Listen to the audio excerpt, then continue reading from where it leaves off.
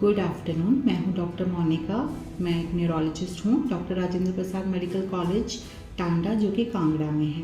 आज हम जिसके बारे में डिस्कशन करने जा रहे हैं वो है वर्ल्ड अल्जाइमर डे, जो कि बेसिकली 21 सितंबर को सेलिब्रेट किया जाता है। वैसे तो सितंबर मंथ पूरा का पूरा अल्जाइमर मंथ के रूप में विश्व में सेलिब्रेट किया जाता है, लेकिन 21 सितंबर को विशेषतः वर्ल्ड अल्जाइमर डे के रूप में सेलिब्रेट किया जाता है। इसके पीछे क्या कारण है? तो पहला कारण है कि लोगों में जागरूकता लाना। लोगों को डिमेंशिया, अल्जाइमर डिजीज़ के बारे में इतना नॉलेज नहीं है। जो भी उम्र के साथ जो भी याददाश्त की कमी होती है, लोग उसे बढ़ती उम्र का एक साइन समझते हैं, पर डिमेंशिया एक इम्पॉर्टेंट कॉज हो सकता है। इसलिए इस बीमारी के बारे में लोगों को जागरूक करना। दूसरा, डिमेंशिया या अल्जाइमर डिजीज़ एक पेशेंट को इफेक्ट नहीं करते, केयर गिवर्स को भी इफेक्ट करते हैं, जो कि उनका ख्याल रखते हैं। तो केयर गिवर्स को सपोर्ट करना और केयर गिवर्स को इस बीमारी को कैसे निपटना है, कैसे हैंडल करना है, कैसे पेशेंट को हैंडल करना है, उस बारे में भी लोगों में ये जागरूकता फैलाए। अब 21 सितंबर 2025, जो कि इस वर्ष वर्ल्ड अल्जाइमर डे के रूप में सेलिब्रेट किया जाएगा, इसका थीम है डिमेंशिया के बारे में पूछें, अल्जाइमर के बारे में पूछें। तो पहले हम ये जानेंगे कि डिमेंशिया क्या है। डिमेंशिया के क्या क्या क्लिनिकल फीचर्स हैं। सबसे इम्पॉर्टेंट होता है स्मृति हानि, means memory loss. Memory loss में पेशेंट को अपनी पुरानी मेमोरीज याद रहती हैं, हाल ही की मेमोरी की, उन्होंने अभी थोड़े दिनों में क्या किया है, आज क्या किया है, सुबह क्या खाया, पिछले कल क्या काम किया, तो वो उन्हें भूलना शुरू कर देते हैं। दूसरा फीचर है भटकाव, मतलब रास्ता भूल जाना, अपने घर में ही एक कमरे से दूसरे कमरे में जाने की प्रॉब्लम शुरू हो जाना, बाजार जाते हैं तो रास्ता भूल जाते हैं, तो रास्ता भटकाव एक इम्पॉर्टेंट कॉज है, इम्पॉर्टेंट क्लिनिकल फीचर है। तीसरा आता है बिहेवियरल चेंज, कि उनका बिहेवियर चेंज हो जाएगा। जो पहले शांत रहते थे वो अग्रेसिव हो जाएंगे, जो अग्रेसिव थे वो शांत होना शुरू हो जाएंगे। चौथा होता है कि डिसीजन मेकिंग, कि हमारी डे टू डे लाइफ में जो हम डिसीजंस लेते हैं उसमें हमें प्रॉब्लम शुरू हो जाती है। चौथा, अगला जो आता है वो आता है कि जो डेली रूटीन एक्टिविटी है, जैसे कोई जिसका काम पैसा हैंडल करना, फाइनेंस हैंडलिंग में प्रॉब्लम हो जाएगी। कोई हाउसवाइफ है तो उसको कुकिंग के स्टेप्स ही नहीं पता रहेंगे, कि अगर वो कुक करती थी पहले तो उसे पता नहीं चलेगा कि कैसे कुक करना है, क्योंकि वो भूलना शुरू हो जाएगी या उसके स्टेप्स में प्रॉब्लम शुरू हो जाएगी।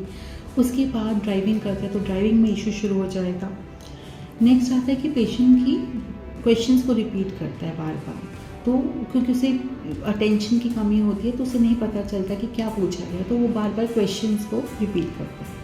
जो डिमेंशिया होता है, डिमेंशिया के बहुत सारे टाइप्स हैं, जैसे हमने बोला कि अल्जाइमर डिजीज़, दूसरे नंबर पे लुई बॉडी डिमेंशिया आता है, तीसरे पे फ्रंटल लोब डिमेंशिया आता है, चौथा वैस्कुलर डिमेंशिया आता है।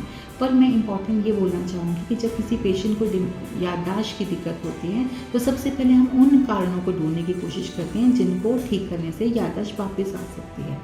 जैसे कि कोई आप उसके लिए, जैसे कि बहुत सारे इन्फेक्शंस हो गए, विटामिन डेफिशिएंसीज हो गई, थायराइड डिसऑर्डर्स हो गए, तो जब भी एक पेशेंट जिसको याददाश्त की प्रॉब्लम आती है, जब वो डॉक्टर के पास, न्यूरोलॉजिस्ट के पास आते हैं, तो सबसे पहले उनकी हिस्ट्री ली जाती है, पेशेंट से पूछा जाता है, केयर गिवर से पूछा जाता है कि ये डिजीज़ उनको कब से उनको सिम्टम आने शुरू हुए।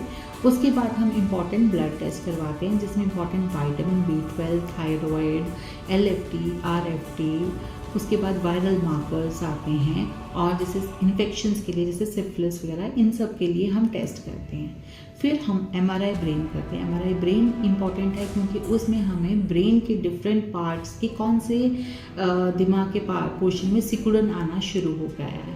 डिफरेंट टाइप का डिमेंशिया है तो वो डिफरेंट लोब्स को अफेक्ट करता है। अब जैसे अल्जाइमर डिजीज़ है वो पैराइटल को अफेक्ट करता है, frontotemporal lobe, frontal over temporal lobe को अफेक्ट करता है। तो मतलब MRI ब्रेन हमें ये भी बताता है कि कहीं और तो कारण तो नहीं है।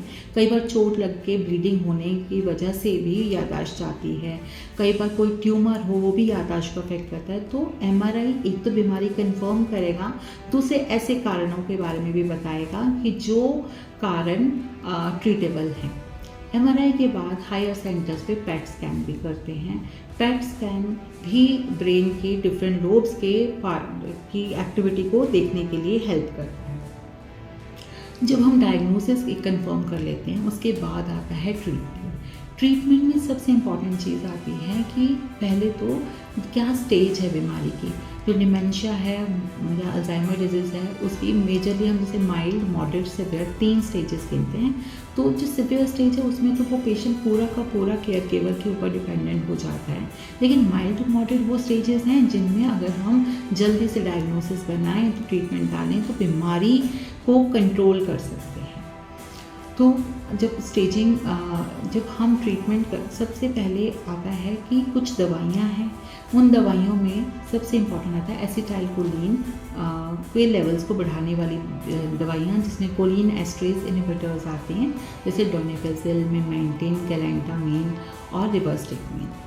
पर जो डिमेंशिया की ट्रीटमेंट है उसमें ये दवाइयों का कितना रोल है वो इतना नहीं बोल सकते, लेकिन केयर गिवर का रोल बहुत ज़्यादा है। बिकॉज ये धीरे धीरे बीमारी बढ़ती है तो केयर गिवर को समझ होनी चाहिए कि ये कैसे बीमारी बढ़ेगी और मुझे किस स्थिति में उसे डॉक्टर के पास लेके जाना है और कैसे हैंडल करना है।